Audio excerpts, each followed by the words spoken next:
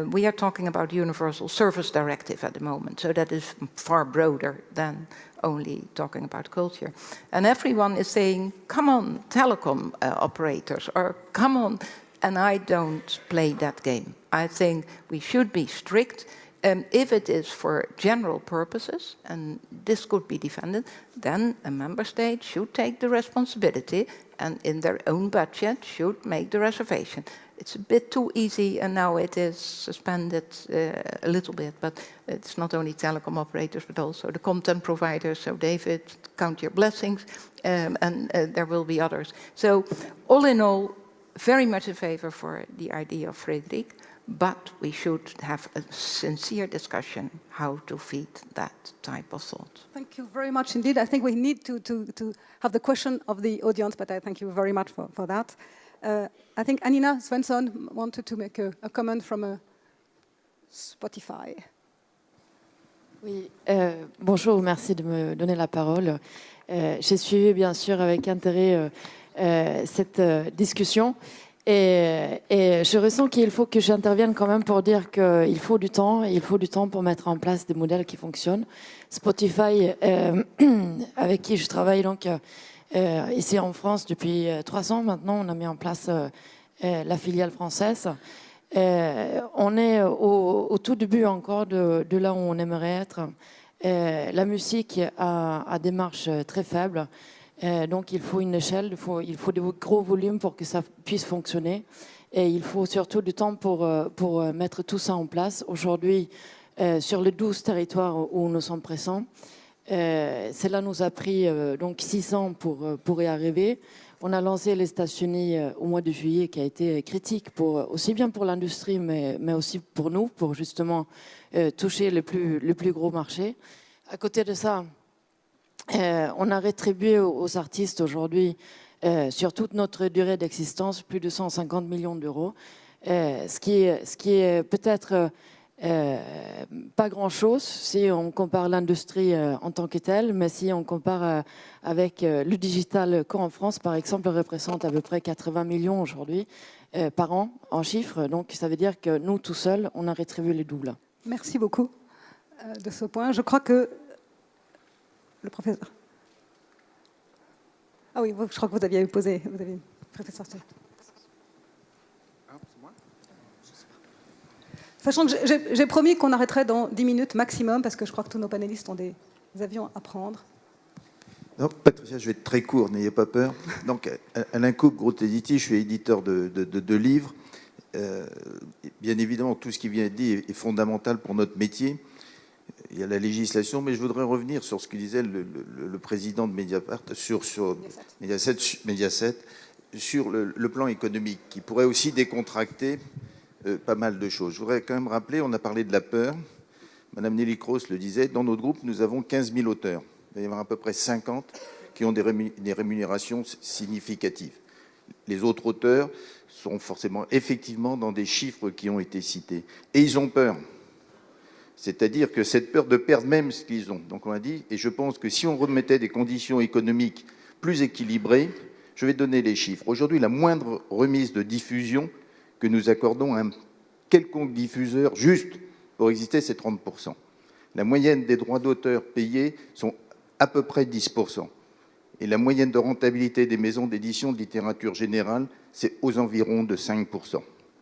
Et donc, s'il n'y a pas un rééquilibre de ces conditions économiques, ça sera difficile, parce que la peur l'emportera sur cette volonté d'élargir. Et le deuxième point, c'est aussi le droit. On parle de la propriété des auteurs. J'ai un auteur, il veut bien publier, sauf dans un pays, pour des problèmes de conviction politique. Qu'est-ce que je fais vis-à-vis de cet auteur? C'est respectable son droit, ou c'est le droit du consommateur de, quand même, s'il ne veut pas donner ses droits, d'aller lui pirater? Voilà, mais je pense que, évidemment, il y a beaucoup plus de compétences que moi sur le domaine juridique qui a été abordé, mais je pense que si, tout de suite, on rééquilibrait un tout petit peu les conditions économiques, ça décontracterait aussi ceux qui ont peur de perdre déjà le minimum qu'ils ont. N'oublions pas les livres, même lorsqu'ils ne sont pas que numériques. Je crois que vous avez une question aussi. Sylvie Forbin de Vivendi.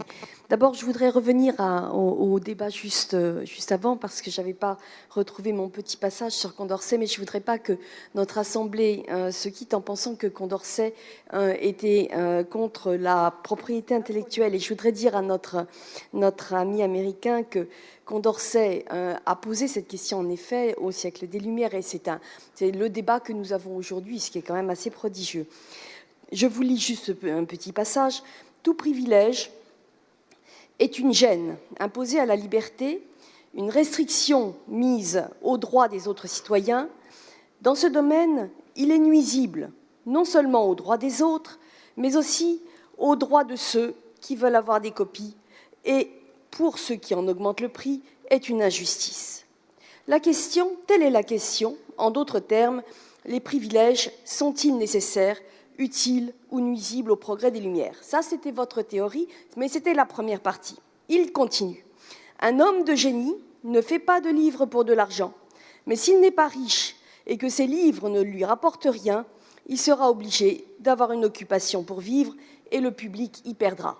Il posait très exactement le problème dans les bons termes, et je voudrais juste faire un lien avec ce que Patrick Zelnick vient de nous dire. Certes, il faut que tout le monde puisse vivre de cette époque merveilleuse et de cette économie numérique dans laquelle nous nous trouvons, qui bouge pas mal les lignes, mais ce que Anina Svensson n'a pas dit dans sa modestie, c'est que Spotify a une réelle utilité pour la mise en valeur, pour le marketing, pour la promotion, pour le référencement, pour l'aide au public, pour accéder à toute cette musique online. Et je ne suis pas sûre que la contribution universelle à laquelle vous faites allusion et que vous proposez, qui n'est qu'une autre forme de la licence globale, c'est très exactement, enfin, on va en rediscuter plus longuement, mais c'est très exactement dans son principe un prélèvement, une taxe prélevée, certes infinitésimale, mais c'est ce que disaient quand même les promoteurs de la licence globale, infinitésimale, mais sur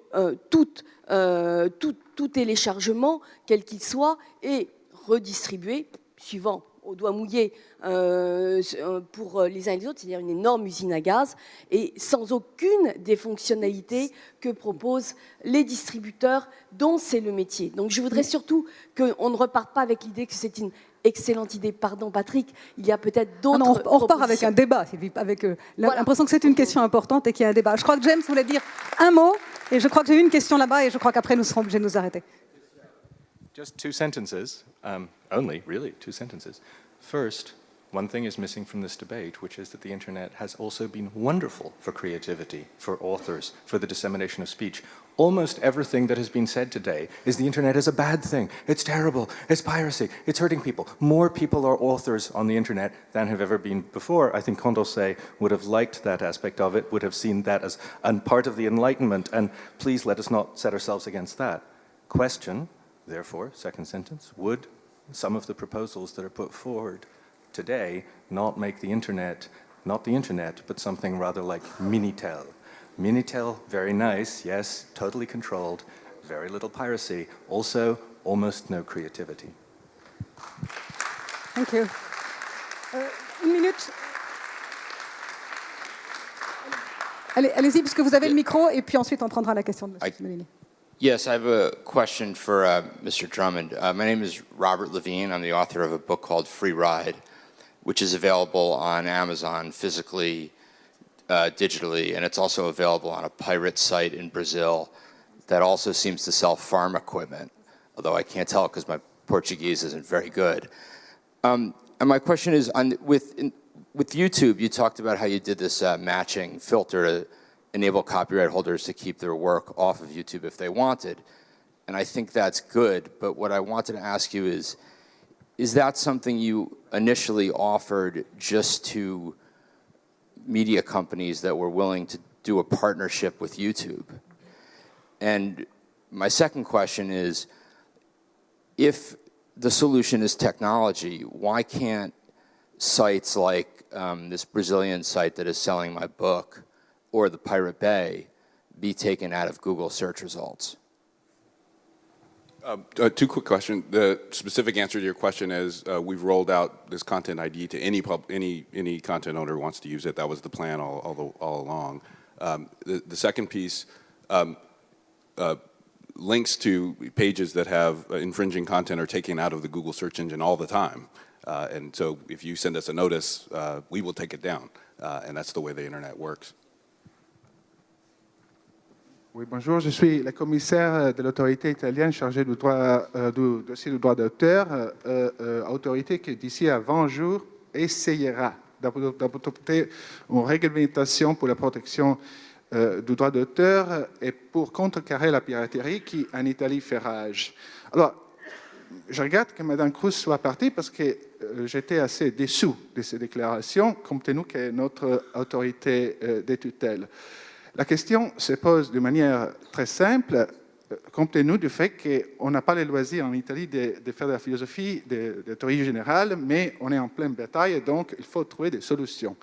La question est, peut-on imposer aux opérateurs de télécommunications par voie d'arrêt administratif d'interdire l'accès aux sites qui pratiquent la piraterie, qui exploitent les droits d'auteur sans les payer, ou pas. Alors, les opérateurs de télécommunications se dérobent à toute responsabilité, ils se réclament du droit européen pour nier que les autorités nationales ont le droit de faire ça, mais nous estimons que nous avons ce pouvoir. Et la Commission ne se prononce pas. Elle ne nous a pas découragés, ne nous a pas non plus cautionnés. Alors, ou bien on veut qu'on trouve des moyens concrets pour contrecarrer la piraterie, ou on veut faire de la théorie générale. Et il faut prendre un choix.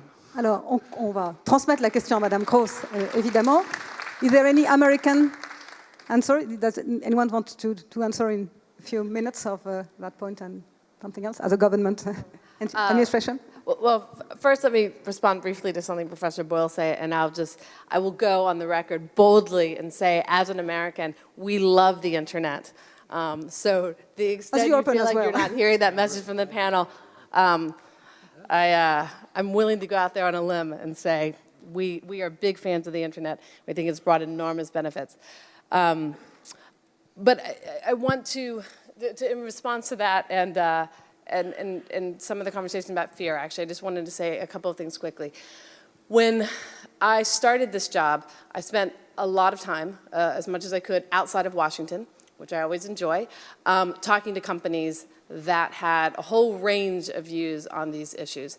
And one of the things that I was really struck by when I started this job was the level of fear, the level of anger, the level of distrust, not certainly by all companies, but many, many companies were very emotional, and a lot of that emotion was being on, and this is also true again on sort of both sides of the debate, that there was a level of fear, a level of anger, a level of resentment, and that I think is an extremely unhelpful dynamic in terms of trying to get anything done. And so, again, coming back to our approach, one of the things that we would like to see come out of these voluntary agreements is, and I think we are seeing this, is better cooperation. We have found that just getting people together in a room, and you know, that can be a long discussion, but at the end of that discussion, if there is true participation, I think the level of, we've seen the level of distrust gone down, we've seen the level of fear go down, and I think that is, I think that's absolutely critical. And now I understand some of these companies who had not really had much interaction with each other before are going off and cooperating on other things that have nothing to do with intellectual property because of relationships they built up. So I think that's very important.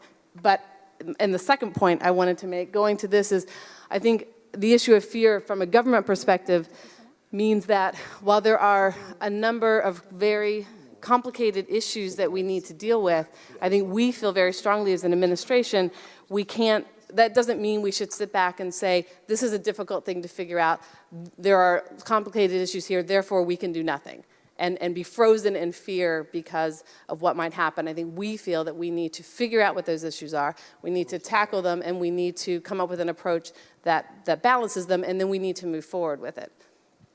We don't want to be frozen. We don't need to be Pour frozen. répondre, voilà, le frozen, ce n'est pas le cas, ce n'est pas la question. Et puis, on n'a pas peur d'Internet. Pourquoi on devrait avoir peur d'Internet? Si vous êtes un vrai entrepreneur, vous voyez tout comme une opportunité de faire.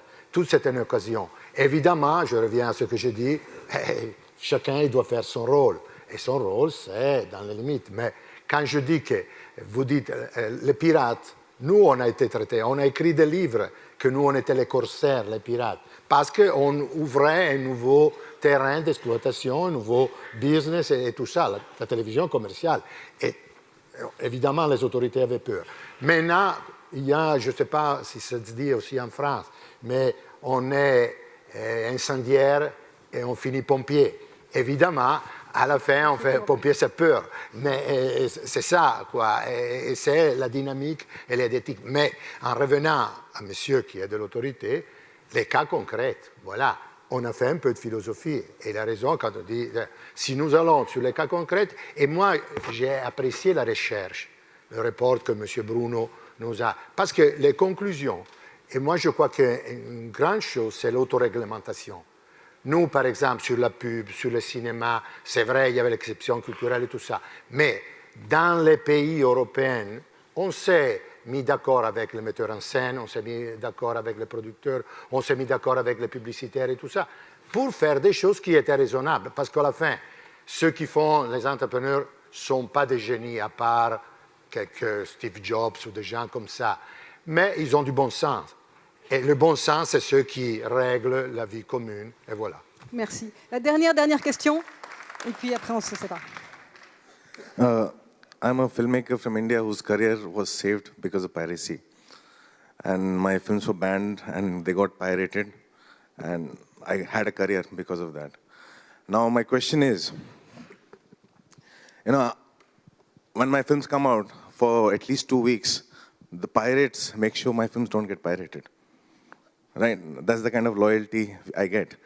Now my question is, if I need to go and find a movie, the Google tells me where to find them. YouTube teaches me how to download them. And the internet providing companies, the telecom companies who give me the internet, they all get $1 billion rich, they all make money. The problem is not that there's no money on the internet. Everybody's making money off it. Somebody's not giving the artist his share. I think that needs to be worked out. How to figure out what the share of the artist is while everybody's getting $1 billion rich. I think that's where the problem is. C'est l'ensemble de la répartition de la manne créée. Peut-être que Francis, vous pouvez donner le mot de la fin sur le problème général de ça. If I may answer it by an anecdote, you know, when they constructed a telegraph in the United States of America in 1860 from Maine to Texas, Henry Thoreau said, well, this is very good, but it may be that Maine and Texas have nothing to say to each other. And I think that illustrates that, you know, at the end of the day, all of this technology, what's it for? It's to enable us to communicate and to enrich our lives with the cultural content. So you're quite right, the artist at the bottom is king. Merci beaucoup. Alors, c'est une phrase de Patrick. Une phrase et demie. Non, 2 choses. D'abord, la contribution dont je parle n'est pas une taxe et elle ne s'applique qu'aux sites illégaux. Elle disparaîtra lorsque l'ensemble de l'Internet sera monétisé. Donc, c'est quelque chose de positif et ça n'a rien à voir avec la licence globale. Plus de pirates. Plus de pirates et par désaccord amiable. Amiable, c'est l'anagramme d'aimable. Et accountability. Bon, deuxième chose. Le profit d'Apple en 2010 a été de 14 milliards de dollars. Le chiffre d'affaires total de l'industrie du disque a été de 13 milliards de dollars. Donc le chiffre d'affaires mondial de l'industrie du disque inférieur au prix d'Apple, au profit d'Apple. Et au prix, n'en parlons pas. Et donc bien sûr, on ne peut pas critiquer Apple d'avoir réussi, mais il faudra qu'un jour ou l'autre, et là je l'affirme fort, sinon ma société n'existera plus d'ici 3 ans, il faudra qu'il y ait un transfert de richesse des géants de l'Internet vers les producteurs dont ils utilisent les contenus. C'est impératif, c'est indispensable et c'est une question de survie. Merci Patrick. On voit bien qu'effectivement, si la valeur de propriété intellectuelle est universelle, elle est d'abord très diversement comprise et ensuite qu'il y a encore de grands débats, notamment sur l'adéquation du partage de valeurs qui est nouveau, qui est modifié, qui va être encore modifié.